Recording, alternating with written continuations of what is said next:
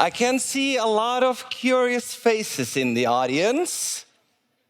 And the answer is no. She's not a real woman.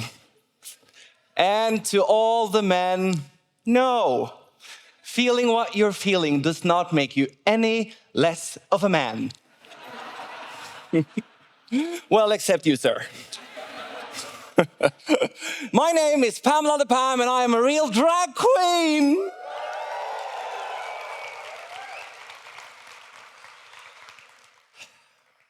Seven years ago, I actually didn't know what drag was or why people would do it. I thought to myself, people that do drag must be escaping from something. Like, what would make a grown man dress in women's clothing? Maybe some of you had the same thoughts when I entered the room.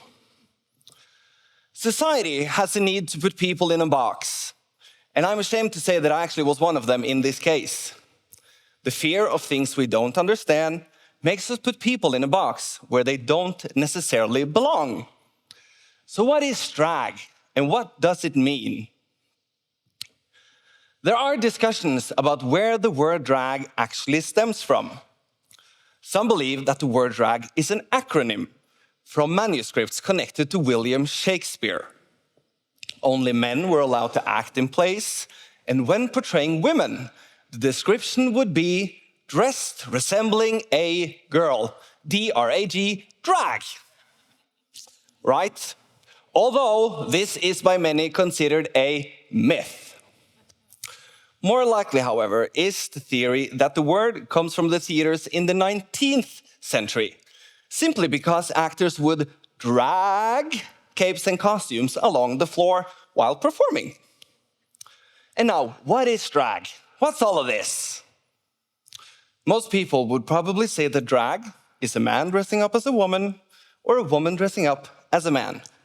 Now, this is not wrong, but there's a lot more to it. You see, drag doesn't need to have anything to do with gender at all. When I'm in drag, these are the two questions I get asked the most. Is drag a pathway to becoming transsexual? And is it sexual? For me, it's not about wanting to change my gender. For some, it's a great starting point on that pathway, but I am Marius, and I always will be. And for me, it's not sexual. I'm sorry, sir. For me, this is actually a way to regain the joy I deprived myself of growing up. To understand where I'm coming from and what I'm talking about, I think we need to travel back in time. So, this was me as a baby. Yes, very cute. Thank you very much. I don't know why you're laughing. That's kind of rude. No, that's obviously joking. That's the work of Photoshop. But this was me as a child. Okay, raise your hand if you have kids. Oh, wow. That's a lot of you. So you're either all straight or you're gay men with a lot of money. Okay, keep your hand up if you have ever been worried about how your child is doing. Yeah, not surprised. Now, I don't have children myself, but I can only assume that as parents, we only want the best for them.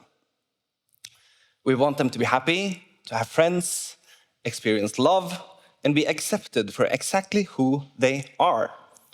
Now, to wish this for our kids is one thing, but to actually have control over how others treat them, now that's a completely different story. Me, myself, I was a very energetic and adventurous little boy, as most kids are. I wanted to discover the world, and I couldn't sit still. I remember very well when my mom took my brother and I to the toy store. He would run straight to cars and action figures, and I would run in the opposite direction to Barbie. It was something about the glitter and glam that just spoke to me, although maybe not a big surprise to anyone. At home, I was often in my bedroom behind locked doors, my mom's hairbrush in my hand, lip-syncing in front of the mirror, pretending to be Britney Spears, Beyoncé, or one of the Spice Girls. I also loved visiting my grandma because she had a basket full of the good stuff, full of the skirts, hats, handbags, pearls, and dresses, and I was allowed to play with all of it. And oh my, did I love to play dress up. I was definitely more feminine than the other boys at school. And because of this, I experienced severe bullying for about 8 years.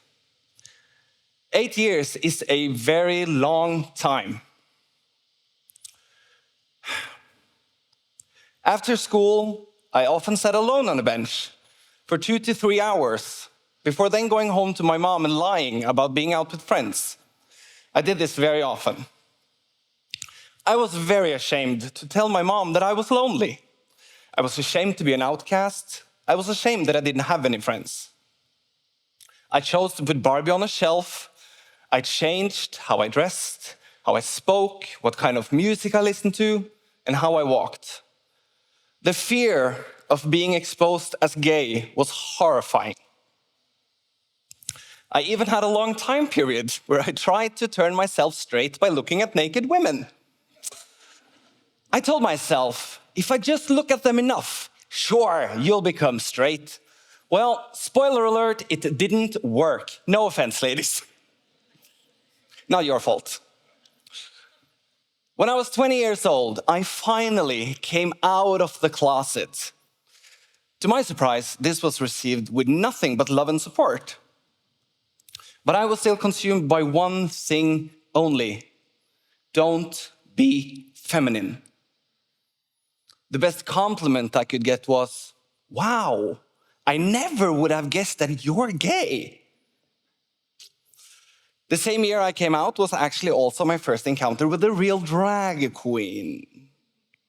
I found her to be fascinating and fantastic, but not even in my wildest dreams could I ever imagine myself doing drag. Because all the joy that I got from dressing up as a kid had been buried deep in shame for a long, long time. The shame of being seen as flamboyant. About 6 years ago, though, a good friend made me watch a TV show called RuPaul's Drag Race. Yes, the Holy Grail. Has anyone seen the show? Yeah, someone? It should be more. But that's fine, you can do it when you go home. So basically, it's a reality show where drag queens compete in all aspects of drag. They sew and design their own costumes, like I have done today, if I may say so.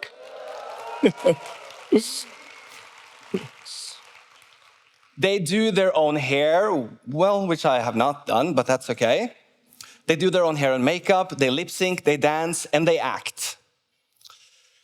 I didn't know it at the time, but this was going to be a major turning point in my life.